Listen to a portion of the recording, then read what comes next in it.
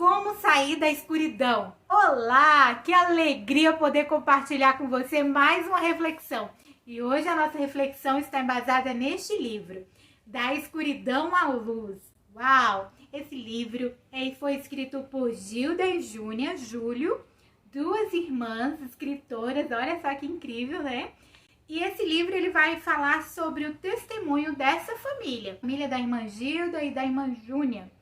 Vai falar como Deus libertou ela, trouxe salvação para elas, para a alma delas, e em como elas estavam envolvidas no mundo das trevas e estavam presas nas garras do diabo, porque elas serviam ao diabo. E elas estavam totalmente imersas nesse mundo, no mundo da macumbaria, no mundo dos jogos de búzios e tarô, da numerologia. Então estavam envolvidas em tudo isso. E ainda estavam envolvidas também com banda, tudo que envolvia o mundo espiritual, esse espiritismo, elas estavam envolvidas desde muito novas, né?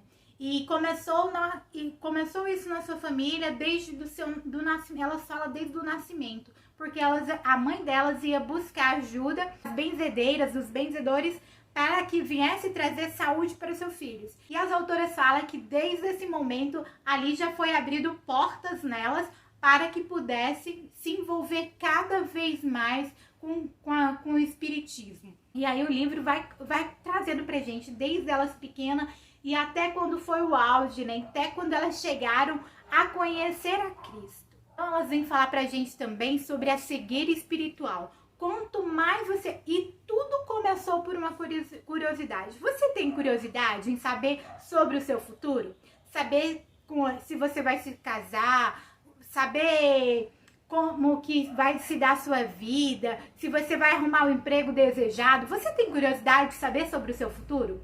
Foi essas coisas que levaram as autoras a procurar a se enterrar. Elas falam entrar cada vez mais no mundo do mal, né? Nas garras do diabo, porque elas chegam a falar assim, que elas não só abriram portas, elas escancarraram as portas da sua alma para o diabo.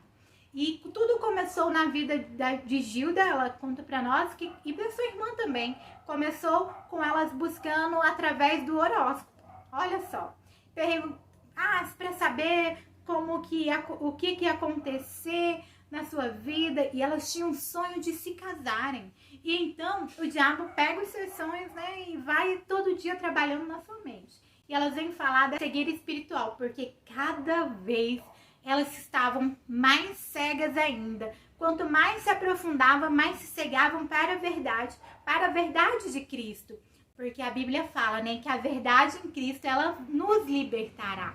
Porque só Cristo nos liberta. Mas o diabo, ele vai aprisionando, coloca como escama nos olhos das pessoas, deixa elas perceberem que elas estão sendo enganadas. Que tudo aquilo que ele promete não vai acontecer.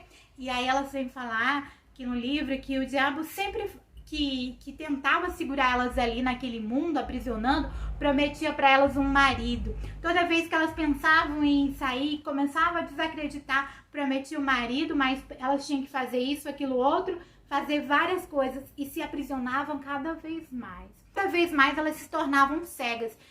Teve momentos na história delas que o diabo não permitia que elas vissem a sua família. E para elas estava tudo bem, mas estavam cegas. E aí eu tava pensando nisso, sobre a cegueira espiritual, e veio na minha mente a passagem da Bíblia que fala do servo de Eliseu.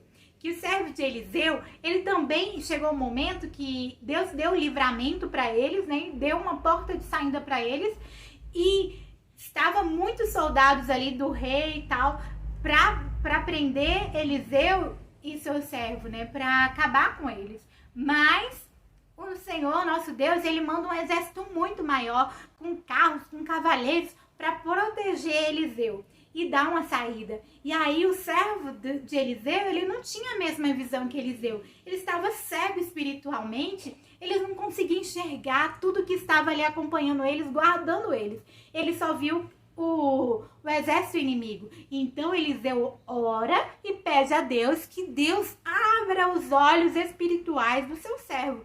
E aí ele passa a contemplar o que Deus estava fazendo na vida dele. E é dessa forma, quando nós estamos cegos espiritualmente, nós não podemos enxergar tudo que o diabo vem trazer, né? Para nos cegar ainda mais. E as autoras também vêm falar do aprisionamento emocional. O diabo, ele aprisiona as vidas através do seu emocional, porque ele prende as pessoas nos sonhos dela. Ah, você tem o sonho de se casar, então ele vai te fazer promessas em cima dos seus sonhos, vai fazer promessas em cima daquilo que mexe com você, porque ele sabe como está o seu emocional, aquilo que você é capaz de dar tudo, né, para conseguir. Então ele conhece a sua estrutura emocional e ele vai usar a sua emoção para te levar a fazer o que ele deseja. E como a gente vence isso? Como as pessoas, como elas se conseguiram vencer e sair disso, sair desse aprisionamento, dessa cegueira, né? Se livrarem do laço, né? Que a Bíblia fala que era como um laço do passarinheiro. É assim que o diabo aprisiona as pessoas. Como faz? Somente em Deus. Somente a palavra de Deus que convence. O dia que elas foram convidadas para ir à igreja, elas falaram pro diabo, né, que o diabo não queria que elas fossem, mas elas falaram para ele que elas iam, mas iam para escarnecer, iam para humilhar o pastor, iam para humilhar aqueles crentes, né, para trazer deboche. Então elas foram, e que elas nem iam sequer entrar na igreja, elas iam ficar na porta fazendo chacota. Mas quando Deus tem algo para fazer na vida das pessoas, o Espírito Santo de Deus já trabalha de forma diferente, né? E aí elas chegaram e ficaram na porta da igreja. Mas de repente elas falam que foram impulsionadas e entraram. E aí aqui é que eu chamo sua atenção. Que quando nós estamos na casa de Deus, nós cristãos devemos mostrar reverência. Porque a visita que está ali, a pessoa que está ali, ela está ali nos observando. Que me chamou muita atenção que elas falam assim, que elas viam os jovens adorando, cantando com toda alegria. Os irmãos, as pessoas estavam alegres de estar naquele lugar. E elas eram um louvor perfeito, era tudo lindo. E elas sentiam liberdade, né? Como que aquelas pessoas estivessem livres, elas não deviam nada, né? E aí é isso que me chamou a atenção. Pensei assim, meu Deus, quantas vezes a gente está na igreja ali, nos nossos problemas, fechados em nós, que nós não temos a nossa adoração. Às vezes a gente nem adora, a gente vai ali para prestar atenção nas pessoas que estão falando, para criticar nós mesmos cristãos que estamos ali. Sendo que quando a gente presta um culto verdadeiro ao Senhor, as almas, as vidas que estão ali, que não servem a Deus, são impactadas. E naquele mesmo dia elas aceitaram a Jesus. E aí começou a sua vida de libertação. Porque não é fácil, quando você está envolvido no mundo das trevas, você se libertar. Mas com a ajuda do Espírito Santo de Deus, elas conseguiram. E toda a sua família servem ao Senhor, nosso Deus. E começou através da vida delas. Então, às vezes, quando a gente está no culto, nós temos que realmente sorrir, nos alegrar de verdade, de servir esse Deus. Porque assim nós impactaremos as vidas que estão ali.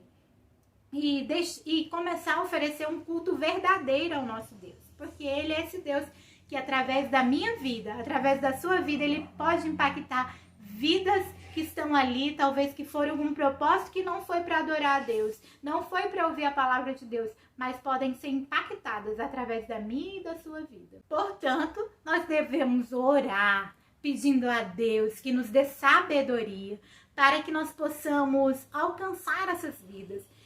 E ainda as autoras falam que foi muito importante o papel da igreja no pós-conversão delas, porque quando elas se converteram, foi muito difícil se libertar. E era necessário o envolvimento da igreja toda, em oração, em jejum pela vida delas. E às vezes a gente tem que pagar o preço também pelas almas, né? E devemos orar para que Deus abra os nossos olhos espirituais para que possamos contemplar as coisas do céu, o mundo espiritual, porque a nossa guerra não é contra a carne nem sangue, mas contra as potestades do mal. É isso, chegamos ao final de mais uma reflexão.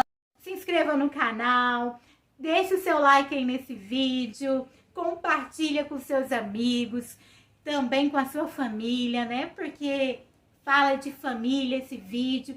E comenta aqui como foi a sua conversão em Cristo Jesus. Você se lembra daquele culto, daquele dia? Como foi impactante na sua vida? Então deixa aqui nos comentários. Que o Senhor Jesus abençoe você e sua família. E eu te aguardo para a próxima reflexão.